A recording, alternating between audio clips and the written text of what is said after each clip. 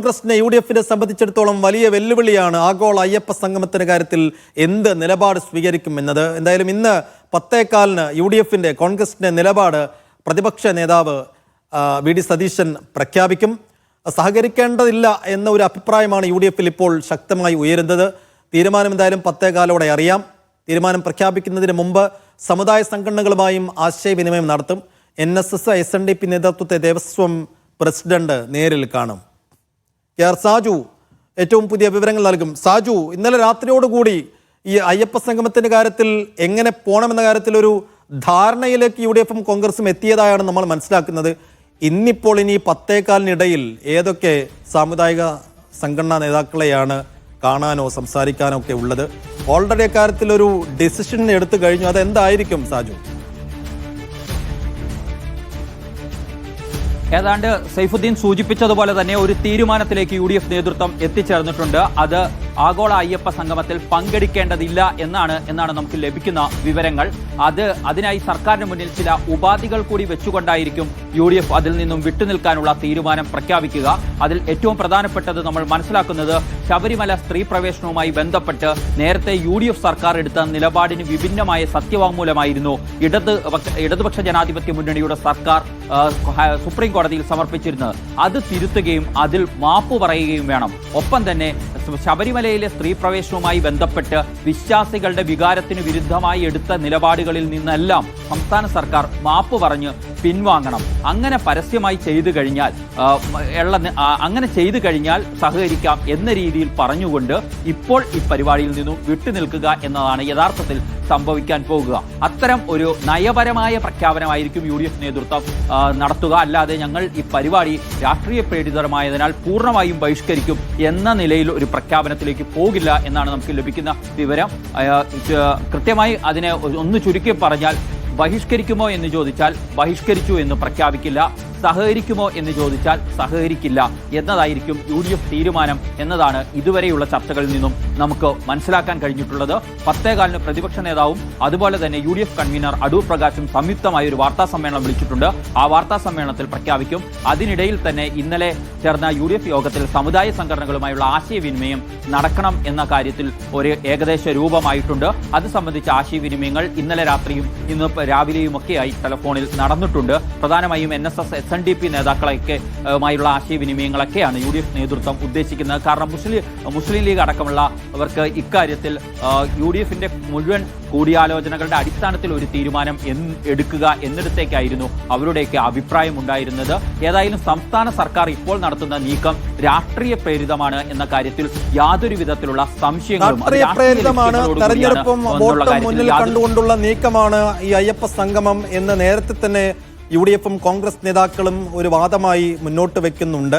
ഒരുപക്ഷെ രാഷ്ട്രീയ കേന്ദ്രങ്ങളും അത്തരത്തിലുള്ള വിലയിരുത്തലുകൾ നടത്തുകയും ചെയ്യുന്നുണ്ട്.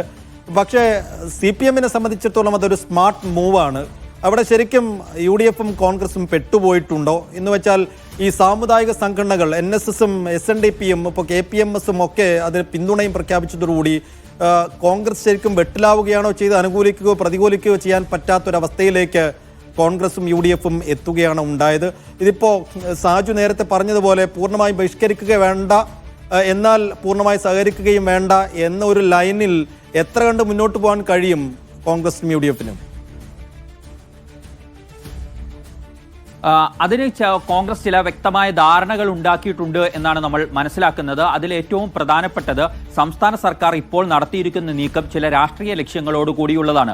തദ്ദേശ തെരഞ്ഞെടുപ്പ് അടക്കം അടുത്തുനിൽക്കുന്ന ഒരു സാഹചര്യത്തിൽ സാമുദായിക സംഘടനകളെ കൂട്ടിച്ചേർത്ത് നിർത്താനുള്ള ഒരു അടവ് സമീപനം മാത്രമാണ്. അല്ലാതെ വിശ്വാസികളോട് യഥാർത്ഥത്തിൽ സർക്കാരിന് വലിയ താല്പര്യം, അവരുടെ വിശ്വാസങ്ങളോട് താല്പര്യമില്ല എന്ന രീതിയിലുള്ള പ്രചാരണങ്ങൾ നടത്താനാണ് UDF ഉദ്ദേശിക്കുന്നത്. അതിൻ്റെ കൂടി ഭാഗമായിട്ടാണ് സംസ്ഥാന സർക്കാരിന് മുന്നിൽ വിശ്വാസികളോട് മാപ്പ് പറയണം എന്നതടക്കമുള്ള നിബന്ധനകൾ വെക്കാനുള്ള ആലോചനകൾ UDF-ൽ നടക്കുന്നത്. അങ്ങനെ കാര്യങ്ങൾ മുന്നോട്ട് വെച്ചാൽ, അതായത് മുമ്പ് അയ്യപ്പ ഭക്തർക്ക് വിരുദ്ധമായി സംസ്ഥാന സർക്കാർ സ്വീകരിച്ചു എന്ന നിലയിൽ UDF ഉയർത്തിക്കാട്ടിയ വിഷയങ്ങൾ വീണ്ടും ഉയർത്തിക്കാട്ടുക, അതിൽ നിന്നൊക്കെ സർക്കാർ പൂർണ്ണമായും പിൻവാങ്ങിയെങ്കിൽ അക്കാര്യം തുറന്നു പറഞ്ഞ് വിശ്വാസികളോട് മാപ്പ് പറയുക എന്ന ഒരു കാര്യം മുന്നോട്ട് വെച്ചുകൊണ്ട് ഈ ആഗോള അയ്യപ്പ സംഗമത്തോടുള്ള നിലപാട് പ്രഖ്യാപിക്കാം. അതായത് അതായത് ഒറ്റയടിക്ക് ബഹിഷ്കരിക്കുന്നു എന്ന് പ്രഖ്യാപിക്കാതെ ഇന്ന കാരണങ്ങൾ മൂലം അക്കാര്യങ്ങളിലൊക്കെ സർക്കാർ പിന്നോട്ട് പോയി എന്ന കാര്യത്തിൽ വ്യക്തതയില്ല. അതിനാൽ സർക്കാർ പരസ്യമായി അക്കാര്യങ്ങൾ തുറന്ന് സമ്മതിച്ച് മാപ്പ് പറയുകയാണെങ്കിൽ സഹകരിക്കാം എന്ന ഒരു ലൈൻ സ്വീകരിക്കാനുള്ള സാധ്യതകളാണ് ഇന്നലത്തെ UDF യോഗം അവസാനിപ്പിച്ചപ്പോഴേക്കുമുള്ളത്.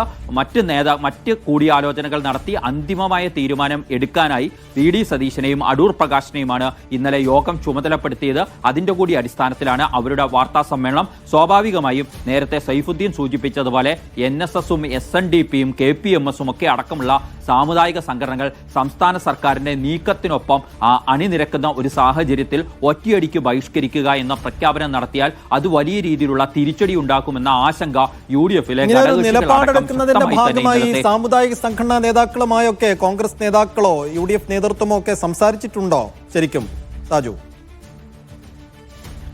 അനൗപചാരികമായ ആശയവിനിമയങ്ങൾ നടന്നിട്ടുണ്ട്. അതിനൊരു ഔദ്യോഗിക സ്വഭാവം നൽകാൻ UDF നേതൃത്വം ആഗ്രഹിക്കുന്നില്ല.